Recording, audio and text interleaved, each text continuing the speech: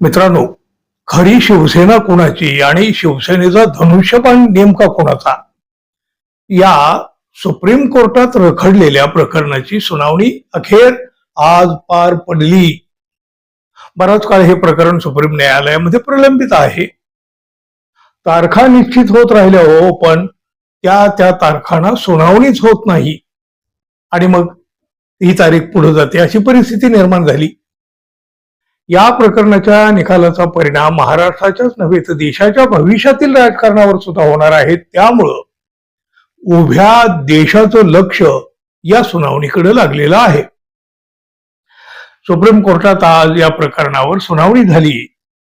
आजच्या सुनावणीच्या वेळी सुरुवातीला उद्धव ठाकरे यांच्या शिवसेनेचे वकील कपिल सिब्बल यांनी जोरदार युक्तिवाद केला. पक्षाचं चिन्ह हे पक्षासाठी महत्वाचं आहे, त्यामुळं त्यांनी यावेळी पक्षाच्या चिन्हावर दावा केला. त्याचबरोबर सुनील प्रभू हे पक्षाचे प्रतोद असताना सुद्धा नवा प्रतोद का नेमण्यात आला याबद्दल सुद्धा विचारणा केली. निवडणूक आयोगानं अनेक बाबींकडे दुर्लक्ष केलेलं आहे. उद्धव ठाकरे यांच्या शिवसेनेनं दिलेली घटना निवडणूक आयोगानं उघडून सुद्धा बघितली नाही, असा मोठा युक्तिवाद कपिल सिब्बल यांनी केला. या संदर्भातल्या एकंदर सर्व घटनाक्रम ही सुद्धा त्यांनी न्यायालयास पुढे मांडला. आजच्या सुनावणीच्या वेळेला कपिल सिब्बल एक अत्यंत महत्वाचा मुद्दा मांडून गेले. आमदारांच्या अपात्रतेच्या प्रकरणावर जर वेळीच आणि आधीच सुनावणी झाली असती तर एकनाथ शिंदे यांच्या नेतृत्वाखालील सरकार अस्तित्वातच आलं नसतं, असं कपिल सिब्बल यांनी न्यायालयाला सांगितलं.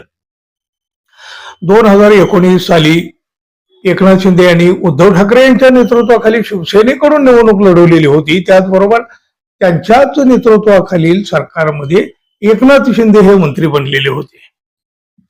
नेता एका पक्षाकडून निवडणूक लढवतो आणि नंतर दुसऱ्या गटाचं किंवा पक्षाचा सदस्य असल्याचा दावा करतो, असा पायंडा हल्ली पडत चाललेला आहे. याचे संसदीय लोकशाहीवर गंभीर दुष्परिणाम होतात.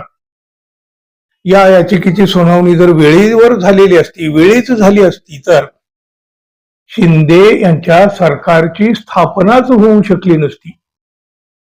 खर तर ही खंत होती. ही खंत कपिल सिब्बल यांनी न्यायालयात व्यक्त केली. त्यानंतर कपिल सिब्बल यांच्या युक्तिवादावर टिप्पणी करताना न्यायालयानं सगळे मुद्दे संकलित करून द्या असे आदेश दिले. विशेष म्हणजे सर्वोच्च न्यायालयानं पुढची तारीख अवघ्या काही दिवसांची म्हणजे येत्या 4 ऑगस्टला पुढील सुनावणी घेतली जाईल असं कोर्टानं सांगितलं. म्हणजे बघा, आजवर पुढची तारीख देताना महिना 2 महिने किंवा कदाचित त्याच्याही पुढची तारीख मिळत असायची. यावेळी मात्र न्यायालयानं एका आठवड्याच्याही आतली तारीख दिलेली आहे. त्यामुळं आता तरी ही सुनावणी कदाचित गती घेईल अशी अपेक्षा आता वाढलेली आहे. पाहूया आता 4 ऑगस्टला ही सुनावणी आहेच. या सुनावणीत आणखी पुढे काय काय होतंय ते. मित्रांनो, धन्यवाद. पुन्हा भेटू. नमस्कार.